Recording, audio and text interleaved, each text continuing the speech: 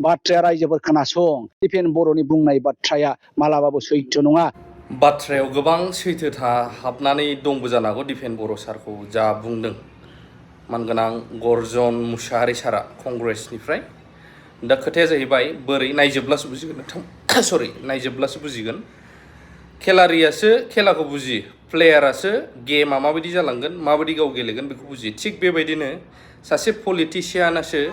पलिटिशियाननि idea ideology साननाय हनायखौ बांसिनै मिथियो जों नर्माल आम आदमी बा नर्माल सुबुंफोरनिफ्राय थिग बेबायदिनो बेफोरबायदि जामारोब्ला नैबे जा आं भिडिअ होनो थांगासिनो दं बर' हारिनि गेजेराव आरो फुरा जोंनि पावारा जोबस्रांनायनि लामायाव जागोन हारियाथ' हारि हिसाबै जोबस्रांनाय नङा थागोन नाथाय पावार हिसाबै इन फिउचाराव लिडारफोरा सोरबा सोरबा सानगोना सानाखै बांलादेशआव जेरै जादों रिजाइन होनानै खारनो गोनां मिनिस्टारा बेबायदिबो जानो हागौ नामा भिडिअखौ नायजोबग्रो गर्जन मुसाहारि सारा मा बुंदों सैथोथि दंना गैया आरो नोंथाङा बेसेबां पार्सेन्ट फोथायो दिफेन बर'नि बुंनाय बाथ्राया मालाबाबो सैथो नङा बाथ्राया रायजोफोर खोनासं एबाराव ओरैबायदि बिपद जाबाय हिमन्त बिश्व शर्माया आफार आसामाव उजनि अखमत गौरव गगৈ और बादल बेलेग खथाय नाय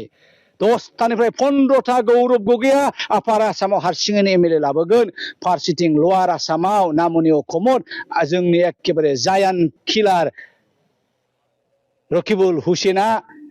10टानिफ्राय 11टा 12टा एमएलए खौ देरहाहोगोन जेबो फर्मुला गैया हिमन्त बिश्व शर्माया बेखायनो बिथाङा बिटिआरनि बे 15टा एमएलए खौ टारगेट खालामदों आरो मा बिपिएफ आरो इउपिपिएल खौ ज' होनफ्लानानै बिथांमोनखौहाय फिर खनसेबाव गोदोना सेरनानै हाजि दग्लानि सिगुननि जानाय आदारखौ सेख'नाय बायदि जानायनि फर्मुलासो बावहाय जेबो सैथोथा आरो इमोसन बिबेक जानांगौनि बाथ्रा गैया खनसेबाव हिमन्त बिश्व शर्माया बिपिएफ आरो इउपिपिएल खौ थगायनोसो नागिरदों बिबारा बेनोथ' बुद्धिया बेना आखला बेबायदिनोथार हिमन्तआ एखे मालाय हालौनायाव एखे सैमानि आगान अमा हालौनायाव सैमानि आगान बेनि अनगायै जेबो नङा रायजोफोर साबधान बे बिजेपिया सारा भारतखौ धंस खालामबाय नै रायजोफोर माबा स्मार्ट मिटार आंना मासाव मा जायोमोन आवगायनि मिटारावहाय 400निफ्राय 800 एबार 4,500 फैदों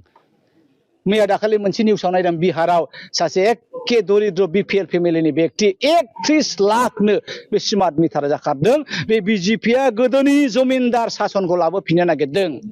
लैंडलर्ड शासनखौ बिथांमोना लाबोफिननो नागिरदों बेखायनो दा common people must be aware This is the design of Mr. Himanta Biswa Sharma that he want to rule us. जोंनि फाफ्लियाव गाखोनानै जोंनि फाफ्लियाव होनानै सोरखौबा गावनोसो टारगेट लादों हाग्रामानि फाफ्लियाव होनानै बियो प्रमद बर'खौ थेव गावगोन प्रमदनि फाफ्लियाव होनानै बियो हाग्रामाखौ थेव गावगोन आरो हिमन्तआ दबदफनि खालामनानै बाहाय रायजो शासन खालामनोसो नागिरदों नाथाय कंग्रेसआ मालाबाबो बिदि नङा कंग्रेसआ गासैबो जनगोष्ठीखौ मदद होग्रा कंग्रेसनि आमोलाव हेतेश्वर शइकियानि आमोलाव जोङो बिएसि जोनोम होदों तरुण गगैनि आमोलाव तरुण गगैया होनदों बिथाङा बिटिसिखौ जोनोम होदों दिनै बिजेपिनि आमोलाव बिटिआर जोनोम होनाया मा जाखो बेयो मोनसे खान्थाल फिथाइ देदगा फुंगा खान्थाल फिथाइ नाथाय खान्थालनि उदैखौ जेब्ला हाफ्रयो रेवा गरसेबो गैया बे जाहैबाय बिटिआर रेकर्ड बुंनांगौबा बेबायदिनो बुंलायलाङो रुपस्रिनि नाम सोलायनाया बियो प्रमदनि आइडिया नङा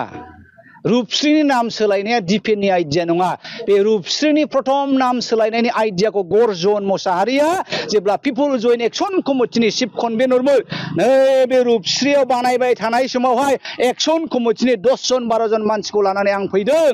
जे रूपश्रीया मोनसे जारिमिनारि बेखायनो बे नामखौ जोङो एसे सोलाय सोल' खालामनि रूपश्रीया रूपश्रीनि थाबाय थागोन नामखौ जोङो गाबज्रिगोन आङो आंनि माबायावबो फेसबुकाव हगारना होदों जे जोङो 1 number choice 2 number choice 1 number चइसआ जाहैबाय गुरुदेव कालीचरण ब्रह्म रूपश्री एयारपोर्ट आरो 2 नाम्बार चइसआ जाहैबाय जोहोलाव नीलेश्वर ब्रह्म रूपश्री एयारपोर्ट कारण जोहोलाव नीलेश्वर ब्रह्मनि नामाव गोबां जेबायदि अनुष्ठानफोर गैया आं बेखायनो बेखौ बोलो होदोंमोन दा बेखायनो बेयो प्रमदनि आइडिया मालाबाबो नङा जाय हक बिथाङा जे रुपसिनि खोथाखौ बुंदों बिनि सिगां बिथाङा बै एनडिएफबिफोरनि जेलाव जोबजानायनि खोथाखौसो बुंनांगौमोन खारन बिथाङाबो आन्दोलनकारि बे रुपसिनि खोथा बुंनायनि सिगां बिथाङा मा बुंनांगौमोन जे बिथांनि बै बिटिआर एकर्डनि दफाफोरा मानो इमप्लिमेन्ट जायाखै गामिया मानो दाबोनो हाबाखै नैबे खोथाखौसो बुंनांगौमोन दा बिथाङा बेफोर खोथाखौ बुङामायानो मालाय आसमल मावखोन्दा आद्रा खामानिखौसो हिन्दी जे इंलिस जाया मबाइलाव नायला बोदलाबायनानै बुंबाय बेफोरनो जाहैबाय बेसेबां लासिं सिं गोबां बुङोब्ला बेनो दा गावजों गाव बुसिलायनायसो जायो खिन्थु आङो सानदोंमोन जयन्त बिथाङा एखे स्रा स्रा बे बाथ्राफोरखौ बुंनांगौमोन खारन जोङो आन्दोलनकारि बिथांनि सायाव गोबां आसा दंमोन आसा खालामनानै बर' रायजो राजाफ्रा बिथांनो भट होनानै देरहाहोदों नाथाय बर'नि जानानै बिथाङा फंसेबो बाथ्राखौनो माथो बुंदिया खोब दुखुनांथाव आरो लाजिनांथाव जोंहा क'क्राझाराव मोनबासिम देरहानायनि जायगाफोर दङ दा बिनि थाखायनो जोङो बेखौ असिला लानानै नैबे एसटि सेलखौ फर्बजेराव बोलो गोरा खालामनो नागिरदों आरो मा जोङो क'क्राझाराव मोनबासो देरहागोन बिनि उनावहाय चिराङाव मोननै मोनथामसो देरहागोन उदालगुरियाव बिदिनो मोननै मोनथामसो देरहागोन बाक्सायाव बिदिनो मोननैसो देरहागोन जोङो राजा जायाब्लाबो राजा बानायग्राखौ जानो हाथारगोन होननानै जों आसा खालामदों